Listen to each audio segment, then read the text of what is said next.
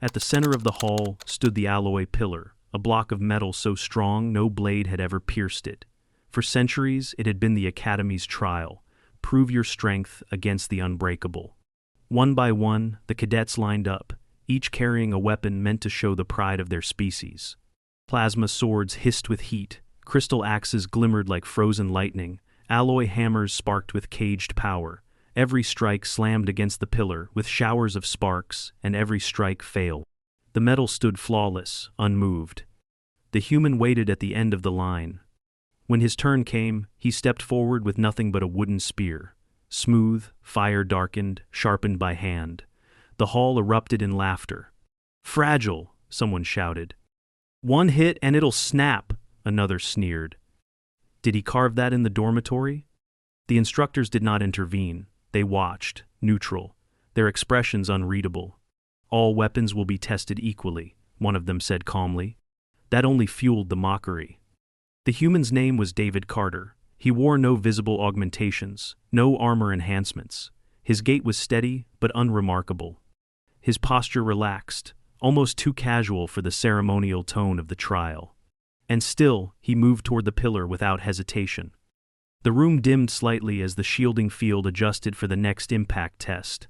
The surface of the alloy gleamed under the overhead lights, untouched by the last 20 strikes. David set the tip of the wooden spear against the base of the pillar. No flourish, no stance, just a measured breath and a tightening of the grip. He drove the spear forward in a clean, snapping thrust.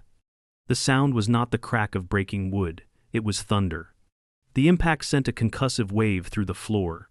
Cadets flinched, one staggered backward into the wall. The pillar groaned, and a long, jagged fracture split across its surface, zigzagging up from the point of impact like lightning across a storm-dark sky. The wooden spear pulled back whole, unbroken. The fire-hardened point was scorched black, but intact. The alloy, the metal that no blade had ever marred, bore the mark of a single human strike. The laughter died instantly. For a long moment, no one moved. A crystalline cadet stepped forward cautiously, touching the crack with one long-fingered hand. "It's real," she said, her voice small. Another cadet ran a sensor wand along the split. The screen flashed with structural failure alerts. "Internal fracture depth, 11.2 centimeters, he said in disbelief. "But that's not possible. That metal is rated to deflect orbital impact." The instructors exchanged glances. David stepped back, resetting the spear across his shoulders. He didn't speak. One of the Drex cadets, bulkier than most, eyes like burning coals, stomped forward. "What's the trick? Is it laced with plasma? Hidden vibrational core? Tell us what's in the shaft." David turned, voice even. "Wood." Laughter didn't return this time. An instructor raised a hand. "You'll surrender the weapon for analysis." David nodded once and handed it over. The lab techs carried it to the diagnostics chamber, placing it on a scanner cradle. Cadets crowded around the observation screen, watching the data crawl across the display. "Organic material," one of the med techs read aloud. "Hardwood, unreinforced, carbonized tip, standard fire hardening pattern, no alloy, no internal components, no synthetic threading." Another zoomed in on the spearhead. It wasn't even carved with machine tools. This was hand-shaped, probably with a knife. Silence fell again. Then, quietly, the question that had been waiting behind every glance. If the weapon wasn't special, what was? David was taken to the medical wing immediately after. Not because he was injured, but because protocol demanded it. Any cadet who generated readings that exceeded expected thresholds was subject to full evaluation. He sat quietly while medbots ran the standard procedures. Blood drawn, reflexes tested, bone scans completed.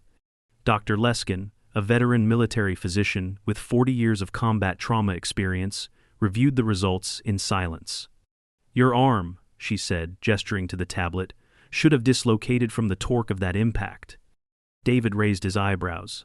"But it didn't." "No," she said, "it didn't. Your shoulder capsule is dense. The ligaments reed is overdeveloped. The cortical bone density in your humerus is 50% above standard. That's not augmentation. That's natural."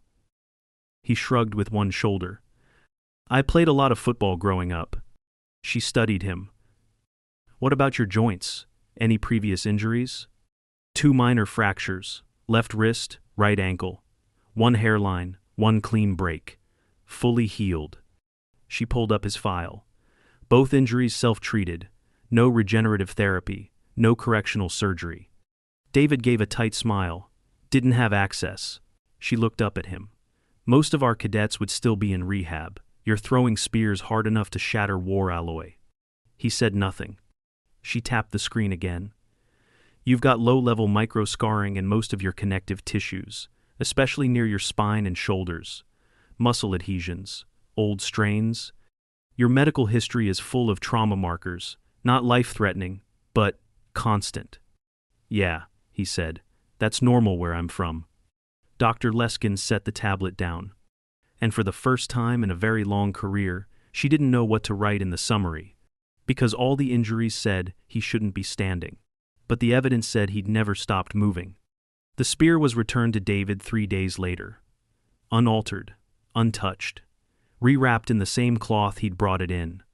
He accepted it with a nod. No ceremony, no recognition. But that day, when he walked through the central training halls, the jeers were gone. The whispers remained. And every eye followed him not with amusement, but with quiet calculation. Because now, no one laughed at the wood. Not anymore. The alloy pillar was repaired, or at least, it was reformed. The engineers replaced the fractured segment with a fresh slab, cast directly from the original source material Ankarian forge metal, a compound with internal lattice compression that resisted molecular disruption. The same alloy used in the hulls of dreadnought-class warships and high-gravity armor suits. The technicians updated the control modules and added a new layer of reinforcement data to the AI observers embedded in the chamber walls. The message was clear. The last strike was anomaly. The real test would begin again. A second trial of strength was called, unprecedented, just weeks after the first. The announcement read, "Due to breach of expectations, a repeat of the ceremonial strike sequence is required. All cadets shall present weapons of certified design. No substitutions. All impacts will be logged under imperial standards for force projection and material response." But everyone knew the truth. They were trying to prove that what happened before couldn't happen again. The training hall filled with renewed anticipation. This time, there was no laughter. Cadets sharpened their weapons under silent concentration. Even those who had mocked David the first time now took their trial more seriously. The weapons returned swords humming with stabilized plasma sheaths, axes lined with obsidian-edge capacitors, glaives that used micrograv distortions to add momentum mid-swing. They all struck. Each made their mark. And each mark was shallow. Faint etchings. Scorched glances. One cadet, a four-armed mammalian from Zark Prime, delivered a two-handed hammer blow that made the alloy ring like a bell. The pillar flinched, but held. Data streamed across the overhead panels. Velocity, impact pressure, vibrational return. None surpassed the threshold David had set. And when his turn came again, the crowd shifted to give him space not from tradition, but from instinct. David approached calmly, holding the same spear. No modifications. The same fire-darkened shaft. The same carved grip. The instructors watched with less doubt now. More study, more unease. A tactical science officer in the viewing gallery whispered to her colleague, "Monitor the floor plate tension." Last time, the foundation shifted. David stood before the pillar. Still. Focused. He adjusted his stance slightly, a detail only a few noticed. Weight shifted differently this time. Then, without hesitation, he struck. The crack of impact was deeper now. Less thunder, more earthquake. The floor jumped. The overhead lights swayed. The alloy pillar groaned audibly. A new fracture appeared, not where the last one had been, but slightly higher, as though the first had weakened the base, and the second followed through. Monitors sparked with errors. AI feedback lines glitched mid-sentence. For a full 8 seconds, every digital display froze. Then rebooted. The crack was measured at 13 centimeters deep. And this time, a chip of the alloy broke off. Not a scratch. not a fracture. Material displacement. The hall didn't speak. No one breathed. David stepped back, setting the spear upright beside him. He looked at the instructors. "This one was harder," he said simply. Then he returned to his place in the line. The alloy chip was retrieved and sealed for analysis. The spear was scanned again twice, this time with molecular dissection and resonance mapping. The results were the same. Wood, unaugmented, no internal core. The only difference was that this time, the point had blackened slightly deeper from heat and stress. David's own biometrics showed elevated lactic acid levels and minor microtears in his left deltoid and pectoral. Nothing serious. A medic was called. "You shouldn't strike like that again," she said, inspecting his shoulder. "You're close to tissue rupture." He nodded. "I know, I'll rest it." She ran a musculoskeletal ultrasound. "You've got inflamed tendons. You'll need at least 10 days of reduced load. No overhead movement." He looked at her. "Can't get that in 4? Not unless you want permanent weakness in the joint." He sighed. "Tented Island." The medic added a note to his record. "Technically, you're benched for the duration of the endurance drills." "Figured," he said. She paused, studying his arm again. "You've trained with this kind of stress before?" "More than once." "No conditioning treatment? No supplements? No osteo-reinforcement?" "None." She stepped back. And for the first time, she looked at him the way others were beginning to. Not like an anomaly, but like a variable. The academy couldn't decide what to do with him. He wasn't in violation of any rules. His weapon was within regulations. His actions followed protocol. His health record showed he'd accepted treatment when advised. He hadn't hidden anything. He had just struck. And something had broken that wasn't supposed to. In a council meeting the next day, one of the senior trainers reviewed footage of the strike in slow motion. "I've seen super dense impacts. I've seen plasma surge compression hits. This isn't either." Another instructor, arms folded tight, asked, "Then what is it?" The science officer replied, without looking away from the screen. "It's intent." The footage was reviewed in silence again. Frame by frame. David's foot positioning, the grip of his left hand, the angle of his shoulder rotation, the acceleration of the thrust. Each movement registered with such practiced control that it didn't resemble power so much as inevitability. There was no wasted motion, no flourish, only function. But function shouldn't have been enough. Not against alloy forged to absorb kinetic blasts. Not against war metal. And certainly not from a man holding a wooden stick. A week after the second strike, the academy began receiving visitors. Not cadets, not officers. Observers. From planetary defense forces, naval engineering commands, and materials sciences divisions, they didn't speak to the cadets, they didn't wear insignia, but they watched, especially David. They stood on observation platforms during drills, silent behind polarized visors, recording every movement. They requested biometric overlays, slow-motion sparring footage, close-up analysis of tendon stress under high repetition. David knew they were there. He didn't acknowledge them. He still trained alone. His shoulder was healing slowly, the way it always did. Ice, rest, measured movement. The academy offered advanced repair treatments, but he declined anything beyond anti-inflammatories and topical regenerative gel. "I need it to heal right," he told the medics. "Not fast." "Your range of motion will be limited for another week at least," one warned. "I can adjust," he replied. And he did. He shifted his drills to lower strikes, modified his shoulder angle, retrained his movements to accommodate pain without triggering further damage. The observers noted every change. Instructors stopped trying to guess what he was doing. They simply watched. The third test wasn't announced. It just happened.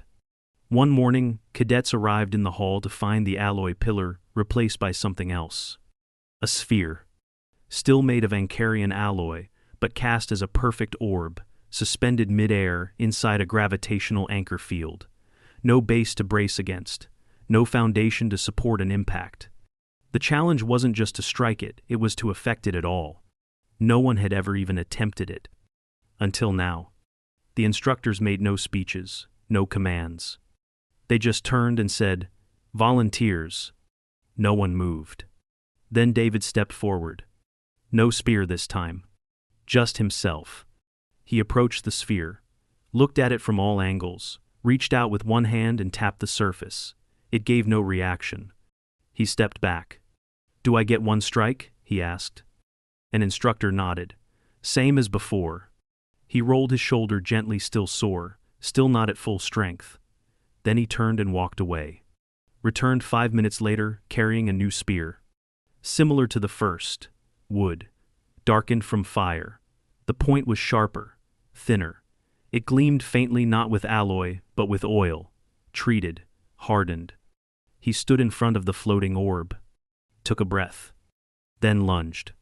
The strike was faster than before. Shorter. More compact. His feet barely moved. His body didn't fully commit. Just one, clean, snapping movement. The sound was different this time. Not thunder. Resonance. The orb trembled in place. Not visibly, not to the eye. But the grav field shimmered. The sensors surrounding it flickered. A low hum echoed from inside the chamber walls. Then the orb moved. By less than a millimeter. But it moved. A red alert appeared on the monitor. Anchor field destabilized. The engineers froze. No weapon had ever registered enough force on an alloy float to trigger a gravitational feedback warning. And yet here it was, caused by a man with a wooden spear. The strike had transferred energy into a floating mass held in one of the most stable anchoring systems in galactic use. Not shattered. Disrupted. The instructors called the test off immediately. The orb was sealed and removed. David's spear was requested for study. Again. He handed it over without comment. The shaft was scanned. Same wood, same fire-hardened technique. The only addition? A precise tapering of the head for increased flexion at the moment of impact. A primitive version of what engineers called momentum snap, designed not to cut or puncture, but to transfer force. It wasn't an accident. It was design. The academy was no longer a place of laughter. Cadets passed each other with more guarded eyes. They sharpened their weapons less for show, more for function. The practice fields grew quiet, because a question now lived in the silence. If a wooden weapon, shaped by hand, could do this, what else were humans capable of? Instructors debated behind closed doors. Some argued for banning non-regulated weapons. Others suggested reclassifying human cadets under specialized training tracks. A few quietly asked whether they should be taught at all. But the highest-ranking official, Commander Talik, made a final ruling. "Let them train," she said, "and watch what they train with." When David walked through the mess hall the next evening, a cadet approached him. She was tall, crystalline-skinned, and carried a plasma glaive that had once won her top marks in weapon control. She didn't mock. She didn't ask to test his spear. She just said, "Can you show me how you think when you shape wood like that?" David looked at her a moment, then nodded. And they sat at a table, alone in a corner, with a napkin and a half-sharpened eating stick. He began explaining grain direction, tension, and how fire changed flexibility. Not in theory, but in feel. Word of the third strike traveled far beyond the academy. The footage leaked, no one admitted how, and within days it spread across every major military channel in the outer systems, not as official documentation, but as myth.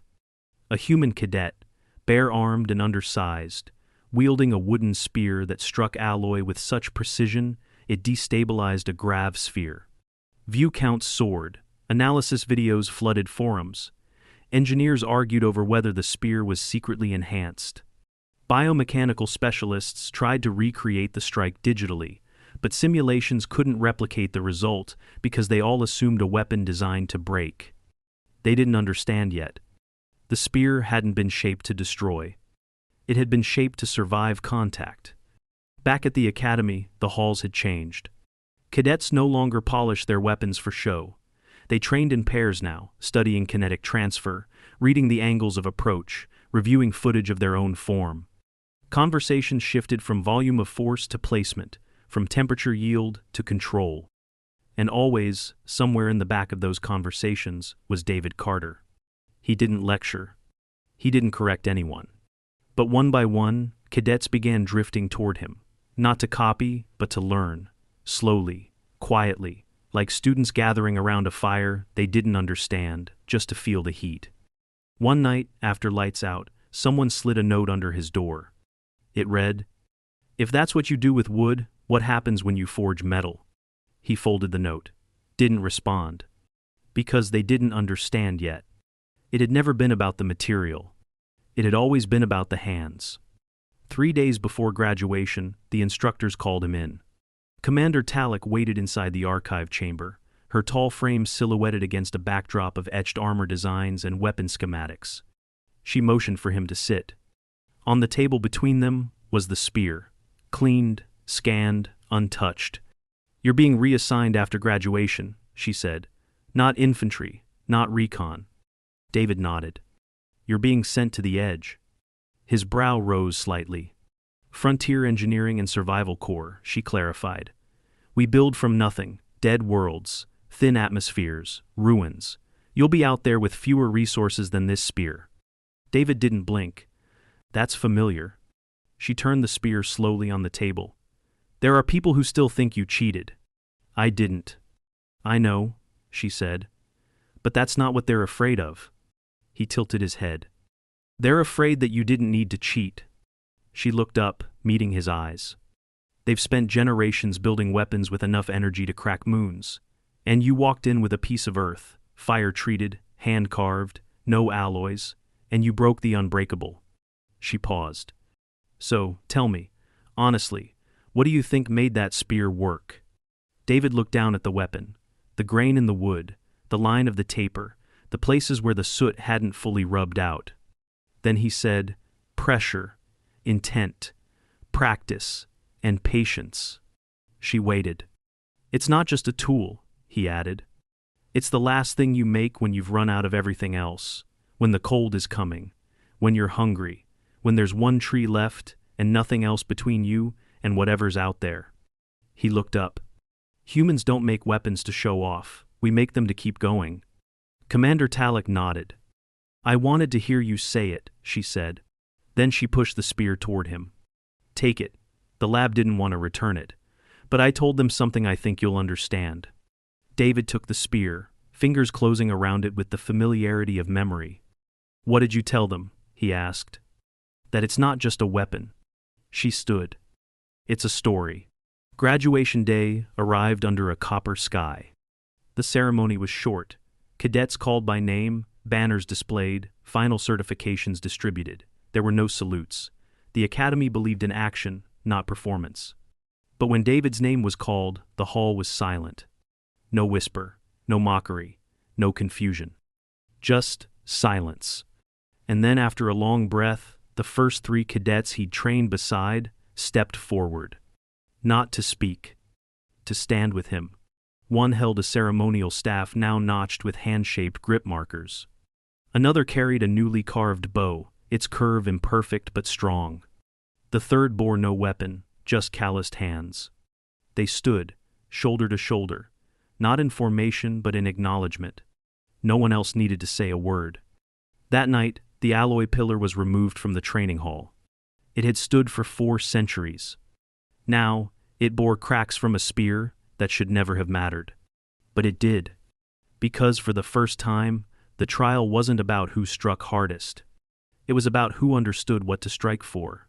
David Carter left the next morning. No parade. No escort. Just a shuttle, a new uniform, and a transport case that held something not regulation. The spear. The same wood, same hands. No polish, no upgrades. And as the hatch sealed and the vessel lifted from the academy platform, one last whisper echoed through the gathered cadets. If that's what they do with wood, what happens when they pick up real weapons? No one answered. Because now, they understood. It wasn't about the weapon. It never had been. It was about the ones who shaped it, and what they chose to strike when it mattered most.